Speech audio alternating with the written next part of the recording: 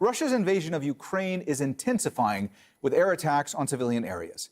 Artillery shells destroyed several buildings around the capital, Kyiv. At least 2 bodies were pulled from the rubble of this apartment block. Russian air raids on Sunday killed at least 35 people at a military facility near the border with Poland. That was the largest attack on western Ukraine since the invasion began. Homes and hospitals in Kharkiv and Mariupol have also been hit. Russia denies targeting civilian areas. Ukraine's president says the attacks show why NATO needs to impose a no-fly zone to protect civilians. And now I repeat again, if we do not close our skies, it is only a matter of time before Russian missiles fall on your territory, on the territory of NATO, and on the homes of citizens of NATO countries. Members of Parliament of NATO member Estonia are the first to demand a no-fly zone. Some or all aircraft would be banned from flying over certain regions. Any pilots violating the order risk being shot down. No-fly zones have to be enforced by military means. NATO could end up engaging directly with Russian warplanes, making the alliance direct participants in the Ukraine war. NATO and the U.S. previously imposed no-fly zones when only one side had a powerful air force, such as in Iraq and Bosnia in the 1990s, as well as during Libya's civil war in 2011.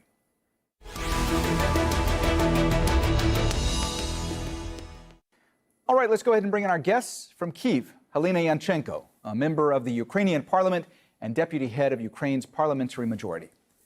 From Brussels, Robert Pishtel, a senior fellow at the Casimir Pulaski Foundation in Poland. He's also a former NATO official. And from Perth in Australia, Alexei Muravyov, associate professor of national security and strategic studies at Curtin University. A warm welcome to you all, and thanks so much for joining us today on Inside Story. Helena, let me start with you today. You and I spoke a little over 2 weeks ago on this program. At that time, you were calling for a no-fly zone. What does it mean to you today that despite repeated calls from President Zelensky and so many others in Ukraine, officials in NATO have continued to refuse to impose a no-fly zone?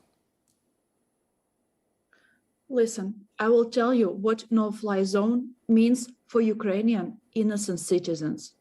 It means thousands of innocent Ukrainians, women, children, older people will be safe.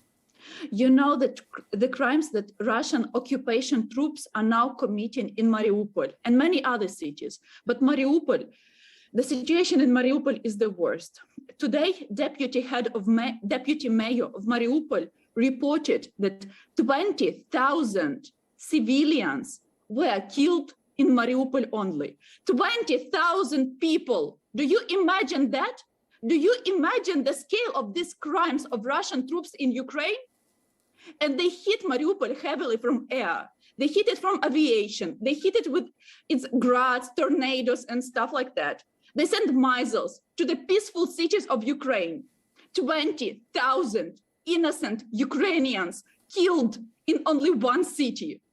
And this is all happened because West and NATO countries are not ready, because they fear. I don't know what they fear. I don't know what they fear. Don't they fear thousands of people being killed?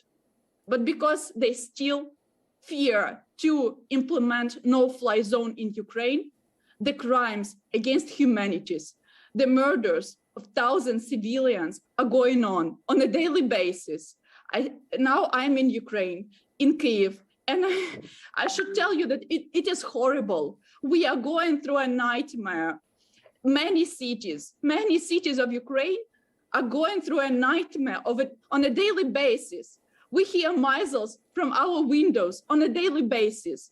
This is the thing that you can't get used to. This is the nightmare that we live in.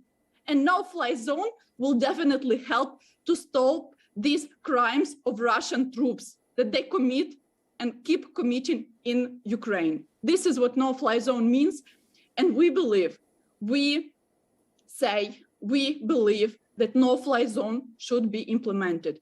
Otherwise, the world will not be a safe place to live anymore. If one country, if one crazy dictator called Putin can send his troops to another country, a sovereign, peaceful, democratic country, to start kill civilians, then world is not a safe place anymore. And that is why citizens all over the world and politicians should actually start acting, well, more actively.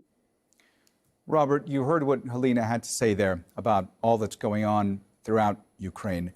We know NATO's position, which is that if they were to try to implement a no-fly zone, they believe that could spark a wider conflict. Let me ask you, how much risk is there, from your perspective, that attempting to implement a no-fly zone over Ukraine would spark this far more dangerous conflict? Yes, I mean, first of all, my heart goes out to Halina and all the Ukrainians. It's a tragic, it's a barbaric attack that they are experiencing, and it's just, Russia has put itself beyond the pale. Let's just stress this. I'm a former NATO official, so I can speak I'm speaking in a private capacity. I mean, if it was up to me, first of all, I would not put the no-fly zone concept, off the table. Right. I would consider it more carefully, perhaps, in terms of maybe a partial no-fly zone concerning certain areas. Mariupol is an absolutely, the most urgent example. First of all, there is nothing in international law which would kind of make this such a move illegal. Ukraine has the right of self-defense. It has the right to ask other countries, to help, and also, even Russian hypocrisy of the regime, Kremlin, is they're not even calling it a war. There is also, the right to protect. Doctrine enshrined in UN documents. The problem is, however, that right now, there is no consensus in NATO. And it's, you have to ask these questions, frankly, in the capitals, particularly in Washington, but also in major European capitals. When, for instance, my country, Poland, has offered quite a generous offer, for free, over 20 fighter planes. There was a number of countries in, again, Western European countries who said, no, that's a bad idea, even though nobody was asking them to actually provide anything. This is the reality. Now, having said all this, it is true, one has to be, quite sort of direct about this. No-fly zone would mean war with Russia. It's as simple as that. Would bring, it's not just about sending a few planes here and there, it's about neutralizing the actual potential which Russia is using. I mean, for example, the attack on Yavorivsk, which is very close to the Polish border, took place, was from the Russian territory, apparently, right? So it would mean actually neutralizing, a lot of infrastructure and perhaps even attacking Russian, Russian planes, both in Ukrainian, maybe even Russian. So, this is very, very serious stuff because, we're talking about the potential World War III. And I can understand, the reasoning provided by a lot of leaders in NATO countries. And you need, as I said, consensus. You cannot have no-fly zone, done by a few countries. But at the same time, the moral case for doing more than it's being done today is growing stronger every hour, not even every day, every hour. Alexei, you must have heard Robert there talk about the fact that if this escalates, you could have World War III on your hands. From your perspective, is there a chance that NATO could reverse its decision, that they could establish a no-fly zone? What would need to happen in order for that to occur? Look, one of the ways how it can be done, first of all, we need to talk about practicalities. Even if NATO would hypothetically decide to introduce the no-fly zone now, it will face certain operational limitations. It will be limited by the operational range of its aircraft, which will have to operate from NATO airfields, because if they will try to deploy their assets inside Ukraine, they will be designated as targets by the Russian military. So in order to not to create more escalation and certainly create this threshold beyond which the conventional phase of the war can become an unconventional phase of the war, I think one way or another, it has to engage in some sort of a consultation and dialogue, as absurd maybe, as hypocritical as may sound, with Moscow about introducing, as the previous speaker just mentioned, perhaps a partial no-fly zone, for example, in the first instance, or western parts of Ukraine, whether it's manageable from the logistical perspective, and where there is still limited use of Russia's offensive air power. And that may create a degree of sort of division of responsibilities over Ukraine, again, as horrible as it may sound, because we're in the middle of a human catastrophe there, and a disaster, a sovereign country being attacked by a much larger country and a more formidable military power. Mm-hmm. But if we're not talking about really escalating the confrontation and not spilling the conflict beyond Ukrainian territory, it can be done, but it has to be done in through some sort of a consultation, communication, mm-hmm. and that may not be possible right this moment, because as far as I understand, all formal communications between Russia and NATO has been suspended, if not terminated for good. Helena, I saw you shaking your head. I know you want to jump in. I'm going to let you. I also want to ask you about a point that both Robert and Alexei raised, and there have been growing calls for perhaps the establishment of this idea of a limited no-fly zone, perhaps in the west of the country. Is that something that would be acceptable to Ukrainians? Well, first, I would like to ask Alexei to stop Putin's narrative. This is not confrontation. This is not crisis. This is war with thousands of civilians killed. You should realize that, and you should not use Putin's narrative, because Putin's narrative kills. It kills real people in Ukraine, and you have no obligation on. You should not commit the crimes in the media. Second thing, no, partial no-fly zone is not working. What are you talking about? This is like what? Let us save people in one region, and Putin and Russian occupation army can kill people in all other regions? Is that what you suggest? Can you imagine, do you even imagine what you are talking about? Again, let me remind you that 20,000 civilians, meaning women, children, older people, other civilians, were killed only in one city, in Mariupol. People are stuck there with no food, no water, no medication. People are dying because they can't get a treatment. People with diseases, with cancers, with diabetes, they can't get treatment and they are dying. Children, imagine that children on European continent are dying because of dehydration. They don't have water to drink and they die. Do you imagine that? Do you imagine going through such a things? And then we see experts and, politicians talking that no-fly zone is not something that we should discuss now.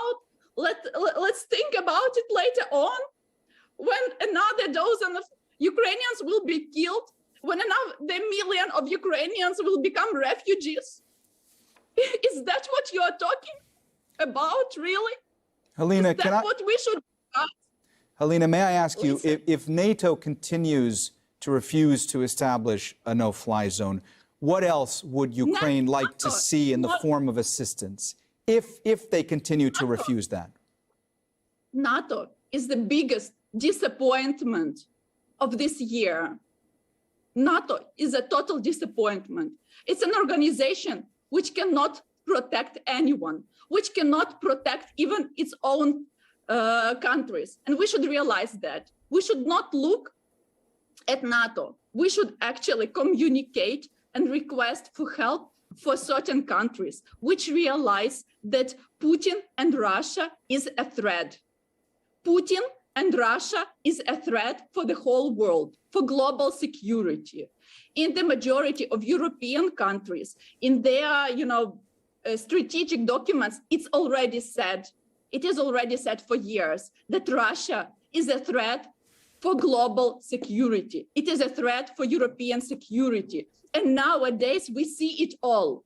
We see that they kill people in Ukraine. We see that Russians, we have dozens of witnesses like that, that Russian soldiers are going into residential buildings, dragging people from their apartments and shot them dead on their yard. This is what we are going through. Can you imagine that? Can you imagine this experience? Can you imagine how many more years after we finish this war, after we win this war, for how many more years we should treat our people so they can recover from this stress? Do you imagine that? And we still discuss when and who should impose no-fly zone. I think it's time for certain countries and alliances to take this responsibility. Because this is not acceptable. It's a shame. I'm sorry to interrupt you, Helena. We are starting to run out of time. I need to ask Alexei a question here. Alexei, you talked about the feasibility perhaps of a limited fly zone. I want to ask you about how difficult it would be to achieve an expansive no-fly zone throughout the whole of Ukraine. Well, coming back to the point that I raised earlier, first of all, it would be difficult logistically. Just the sheer operational range of NATO aircraft would require a different sort of proposition. Deploying, for example, seaborne assets in the Black Sea would be impossible given the operations and the operational activity of the Russian Black Sea Fleet and the fact that the Russians effectively control the entire Black Sea maritime theater. Trying to neutralize Russian defensive posture in Russia will automatically be treated by Moscow as the declaration of war on Russia.